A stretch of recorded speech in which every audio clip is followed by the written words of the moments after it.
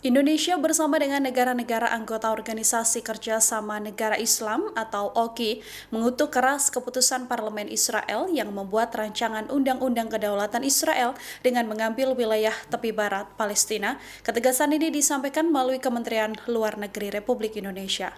Dalam rilis resminya, Indonesia mengutuk tindakan Israel yang ingin mengubah komposisi demografis, karakter, dan wilayah Palestina yang diduduki sejak 1967, termasuk Yerusalem Timur. Rancangan undang-undang tersebut untuk melegalkan wilayah Palestina sebagai wilayah kedaulatan Israel yang telah diduduki. Menurut Kemlu RI, tindakan Israel adalah pelanggaran nyata terhadap hukum internasional dan resolusi Dewan Keamanan Perserikatan Bangsa-Bangsa, khususnya resolusi 2334. Belit yang download Tribun X sekarang, menghadirkan lokal menjadi Indonesia.